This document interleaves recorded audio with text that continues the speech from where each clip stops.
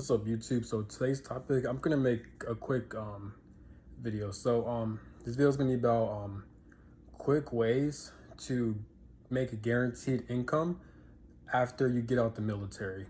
So let's get to it. So if you're planning on joining the military, it could be any branch. Um, Honestly, all you need is 4 years. 4 years for one contract. One contract is like around 3 to 4 years. Some of it's 6 years, so it could be from 3 years to 4 years, 6 years. Depends on what contract you sign, but most people do a 4 year contract. Me, um, I'm considered a veteran, but I've done a 4 year contract and I immediately gotten out. So I've done one contract. So the best ways you can make income, like guaranteed income, um, while you're in the military, they do offer free schooling. So it's called tuition assistance. Um, while I was in, you didn't need a commander's approval or anything like that. So it was more simpler.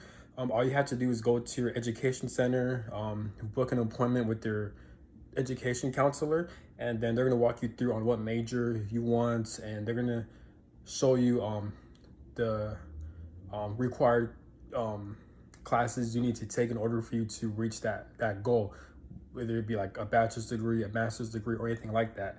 And it's free too. You do not have to pay for it. But some people start from general ed. Some people start from associates. It depends on if you went to school before the military now. But if you're starting fresh, then most likely you start from a general education, from a general ed starting point. But it's all paid for. It's all free. It's 100% tuition assistance. Um, and you could transfer credits depending on what school you went to. Me, I went to AMU, but pretty much any school could like transfer your credits. So your basic training and your AIT credits, if you transfer it to, no, not transfer it, but if you have records of your credits through basic training and your AIT, that's credits. It's called, I forgot what it's called. I think it's called I forgot what it's called. It's been a while, but basically, ask your career counselor about if you could transfer your credits from basic training to AIT, and it's gonna transfer over to any school you're gonna enroll into, and that way you don't have to take as much classes pretty much required, especially for general education, basically. But just pass your classes. There's an option to pick between 8 months or 16 months. I recommend doing 16 months. If you do 16 months, that's a regular semester. If you at eight, no, not 8 months. My apologies. Weeks. I mean, so 16 weeks. Do 16 weeks per each class. You could take 2 classes the most, but pick 16 weeks per each class. Don't pick 8 weeks because that's a shorter version, and it's gonna go by extremely fast. And because you're in the military, like your schedule from depending on your job on your MOS, but you're going to be really busy, so you most likely won't even have time for school. So there's always important to put 16 weeks. Don't put 8 weeks. I made a mistake of putting 8 weeks, and it resulted in me failing in my classes, not because I wasn't smart enough, not because I didn't care, but because I simply did not have the right time to focus on school. I pushed it to the side. I thought, oh, I could finish it, but no, it's gonna go by quick. And if you fail your classes, if it messes up your GPA, that could be a bad thing, because if you mess up your GPA, then that means you're not going to be qualified to enroll into any more classes for your tuition assistance. For tuition assistance, the minimum requirement you need to have, I think it's a 2.0 or a 2.5. So if you fail your class, if like an F or a D, that could drop your grade tremendously, especially if starting out, and you don't want to do that. And now you're going to have to use your GI Bill or pay out of pocket to get your GPA back up just to have 100% free tuition assistance to pay for schooling, So pick 16 weeks to be safe. I know it's longer, but it's normal considered, even for civilians, it's normal. 16 weeks is normal. That's a normal week semester. So do that. I'm telling you. But yeah, so this is supposed to be about finances, which I will get into later, but I'm speaking whatever on my mind that the benefits you can take advantage of. Yeah, so there's that. But to make guaranteed income, you have to go to medical. You have to document your mental health, your physical body pains. Even if you don't have it, it's good to get checked up. I'll say every week. Honestly, it doesn't have to be severe. But it could be anything minor, or even don't feel any pain or any like mental health, just get checked up, like book an appointment just to talk to the doctor about it. Whatever it may be, just book an appointment, because when you book appointments about your mental health, about your any physical pains, and one thing about the military, your body will feel sore. Your body is gonna feel achy because you're constantly working out. You're doing PT every morning. You're running, you're lifting weights and stuff like that. You're doing training, you're carrying heavy gear, you're carrying your rucksack, your body equipment and stuff like that. So it's always important to eventually your body's gonna feel it. Even don't try to tough it out, but people are gonna try to like talk down or make fun of that because you're going to sick call, because you're booking your appointments. No, don't do that. Don't let people get into your heads. It's only an issue if you keep doing it every day. That's the issue, because it seems like you're dodging work. But don't do that. Just do it at a minimum once every week. If you don't have a car, just ask for a ride and you'll be good. If you start that off, if you keep going to medical, if you keep booking appointments, it's gonna and let's say you have a 4-year contract. Imagine booking appointments and going to sick call for 4 years every week. By the time you're done, you know how many documentation you have for your body? That's good, because when you have a lot of documentation, when you keep going to sick call, when you have history of going to appointments to check up on your mental health and your physical body pains, soreness, sickness, it can be anything. When you get out, it's in the every time you book appointments, it's in the system online. It's called they have a website for the military hospital on base. It could be different names per different base. So I'm not going to name mine because it depends on which base you're in, but and ask them to ask the medical doctors about the information on how to access the on base hospital website, and they're going to walk you through on how to keep track of your documentation. It's called medical records. Basically, it's a history of the reasons why you went to your appointments, why you went to sick call, for what reason. It's going to show you why. And when you have that, you make sure you print them out right when you're about to get out the military. It's important to have that, because when you print these medical records out, you print them out and put them in document protectors and fold them in a binder.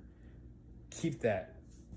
The ones online, you could also download. I recommend doing both. Print them out, put document protectors in each one, put them in a binder. That's why I did it. It comes in handy. It's going to be sticking with you forever. And also download each of them, put them in one file, and then send all of them to the VA. The VA is going to walk you through on how you're going to be able to send them your documentation, your medical records, pretty much. Once you send it to them, what they're going to do, it's the VA, yes, but just in case if you don't have them or if you forgot, you can always go to your military hospital and request your medical records, and they're going to send them to you to your email. It may take like 30 days, but at least they have it. But this is why it's better to keep track of them, print each of them, and also download all of them and put them in a separate file. You basically send them to the VA. They're gonna look at all of your documentation, and because you have so much, you're bound to get payments once you get out of the military. The ones that are the most popular is mental health. Mental health has a huge increase when it comes to, it's called a VA disability rating. A VA disability rating is pretty much, it's a percentage rating. It goes up to 100. It goes up to, the higher rating you have, the more free money you're going to get every month for the rest of your life. 100%, that's around $3,000 a month. So, and it's very easy to have a high percentage. You guys gotta keep track of your documentation. Especially mental health. Mental health is the main thing that most military members have, is mental health. So when you keep documenting your mental health issues, they're going to keep track of that, and that the mental health is an easier way for you to increase your disability rating instantly. You just got to be consistent with it, I did mine at the last minute, and once I got out, I still got a very good percentage because I was going into detail about my body pains, my mental health issues. I was going in detail. And even though I did at the last minute because I didn't know about this information, because that's the thing, they're not going to really teach you about any of this. You're supposed to learn on your own. But even then, it's kind of hard because no one's teaching you um, anything like that. The reason I got the information because I done my own research, but it was at the last minute. I had like 1 year left. That's when I finally understood about all this. But because I was doing everything, I was planning everything. Once I got out, I still had a very, very high percentage rating. So imagine you starting right from your first year. You're gonna be set pretty much. You're gonna have a guaranteed 80 to a 90% guaranteed. Um, but um, but yeah, so make sure you save documentation. So once you get out, you don't have to worry about finding a job. You don't have to worry about working because once you get out the military, your VA payments is gonna be sent to you instantly every month. It's obviously save your money as well too, so you're gonna have a good cushion, so you don't have to like wait for that monthly payments. Um, so that's guaranteed income. Another thing you could do when it comes to schooling, um, is this. So there's there's three programs, but yeah, there's pretty much three programs when it comes to your education after you get out the military. One is called the GI Bill. One is called I can't say the word, the Montgomery Mon, I can't say it. The Montgomery Bill and the VRNE. Basically, yeah, it's these three. That's it. But most people use the GI Bill. I'm just gonna go with two, but basically the GI Bill, right? That's up to 36 months of free schooling, and when you use your GI Bill, going to school, that's 3 years, right? Like how much it could last. When you do that, you're going to get paid monthly if you use the GI Bill. How much you're gonna get paid monthly? You're gonna get paid at a E5 rate. And then if you're familiar with the military, E5 means you're a certain rank. So there's E1, E2, E3, E4, E5. So how much money a sergeant makes, an E5 sergeant makes, that's how much you're gonna make, depending on where you live at. It's called BAH money. It's something else, and I think it's BAH or MHA. I forgot, but basically it's payments to support your housing payments. You don't have to have your own house. You don't have to have your own apartment. Actually, I think you do. I mean, you can live with your parents, but as long as, I mean, I don't know how that works, but I feel like most people have their own place by then. But just tell them that you just give them your address pretty much. I think you can still live with your parents and you're still gonna get monthly payments. You can. I forgot the process, but it's pretty simple though. They're not too strict about it. Um, as long as you're going to school full time, you're actively using your GI Bill, you're gonna get paid. So don't worry about that too much. It is guaranteed. Um, Depending on where you live at, you're going to get paid more because, for example, like me, I'm in Kansas. Because the cost of living in Kansas is very cheap. It's not expensive like that when it comes to housing. When it comes to apartment housing, I don't get paid as much when it comes to my monthly payments, but it's still enough to where I don't have to work to where like it'll sustain my apartment pretty much. It's like around 1,400 a month just going to school, just in Kansas. But the highest money you can make if you use the GI Bill is California and New York. But it has to be specifically. So like California has to be like San Diego, San Francisco. These are the highest payments you're gonna get if you use the GI Bill. New York is also the highest payments you're gonna get using the GI Bill. But here's the catch: if you live in New York or California, yes, you're gonna get a lot of higher monthly payments if you use the GI Bill if you do go to school there. But the cost of living in New York and in California, we all know it's very expensive. It's very pricey. So, because the average apartment, even for one bedroom, is like 2,000, 3,000 in California. I can't imagine how it is in New York. But it's gonna kind of, the GI Bill will kind of compromise you. But most people, what they'll do is that they'll do a thing. It's called a hybrid program. A hybrid program basically means that you you go to school full time. Most all your classes are online except for one class that you have to show up in person. I think you have to show up once every month or so, or every 2 weeks. I think it's every month. You show up in person once a month, and then the rest of your classes are online. You don't have to show up. What people would do, so if they could get the most money, is that some people will live in like in lower, um, they'll live in less expensive areas, like let's say I don't know, like Kansas or um,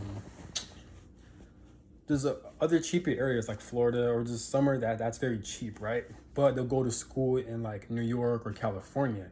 No, they don't live there, but technically, if they're showing up once every month to that class and they're full time, like they're taking all the classes online, but they show up once every month to one of those locations, they're gonna get that BH rate from out of state. So let's say they live in at a state to where it's very cheap over there, right? Their apartment is like 1,000 a month, but because they go to school and they go to, in person once a month in New York or in California, they're gonna get paid like 5,000 a month just for schooling, pretty much. But they have to show up once in person, really. So they have to like either take an airplane or drive there. So I know people who do that. It's just a good idea. It's kind of smart, and yeah, and that's what people would usually do. But also there is another program. It's called the VRNE. The VRNE. It's another program.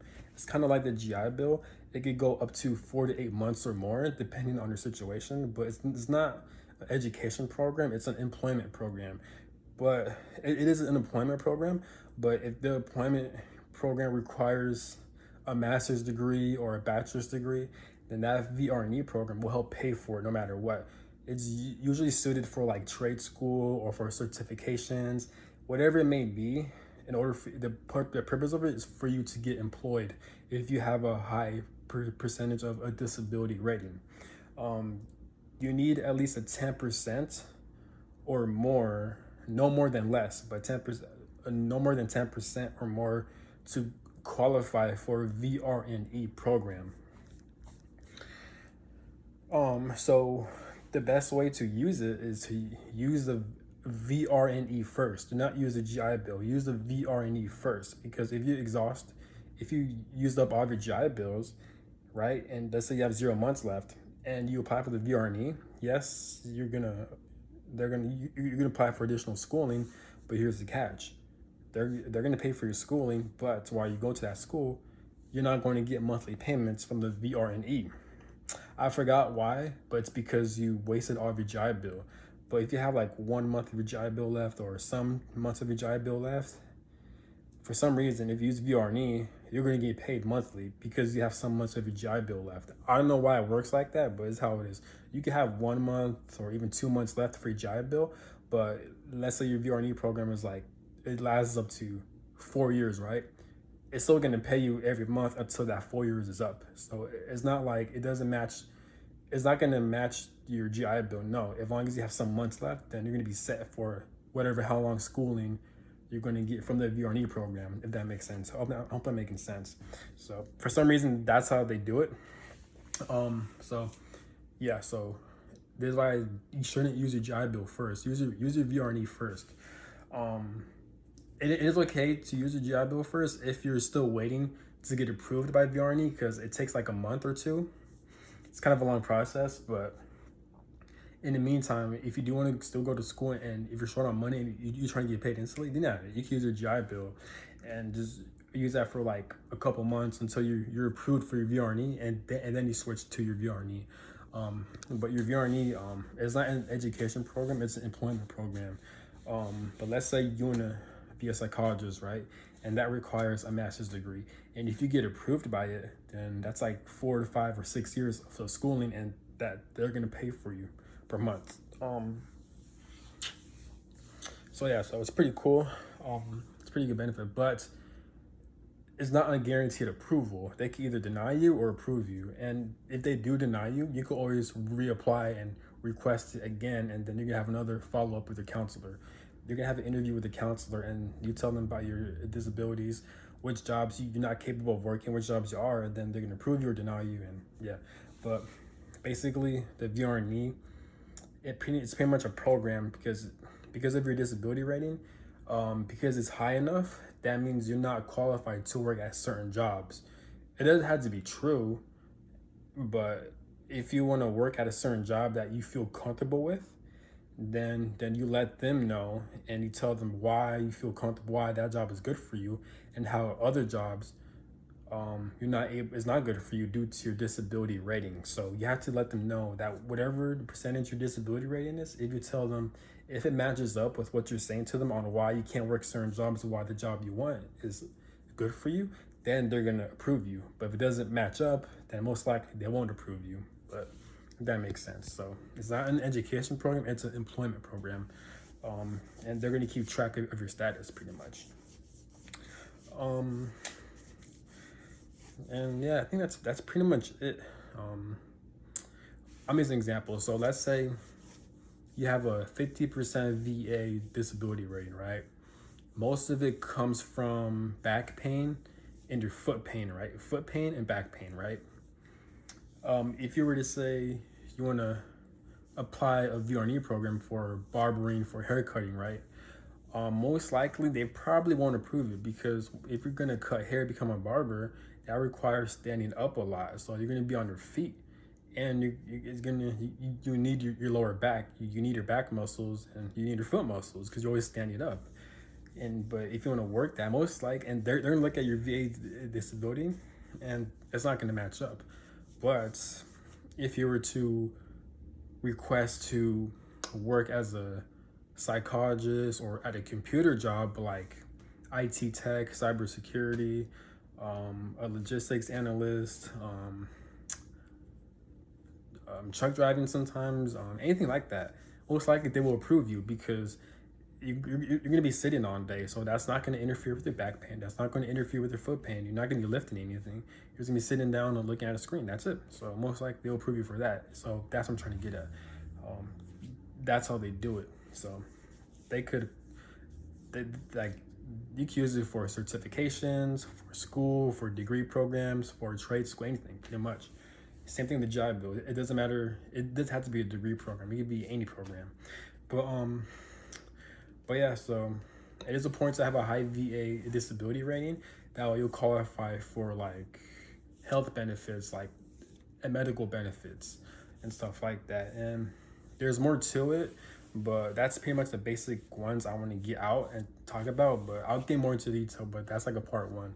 But that's all I got to say. So if anyone's planning on joining the military, or if you are in the military, if you're watching this video, it's pretty much like a heads up on what to be prepared for.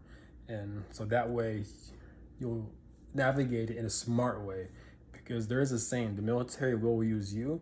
So you make sure that you use the military. So because they're not going to teach you about the benefits. Sometimes they will, but because you're so busy doing trainings and missions and all the stuff, I mean, you probably won't get the information. So it's always important to utilize the most benefits that the military can offer you, because you put in your time and energy to it. So you might as well get it back once you're in the process of getting out. And so you can set yourself up for success once you are about to get out. So that's all I got to say. Have a good one. Peace.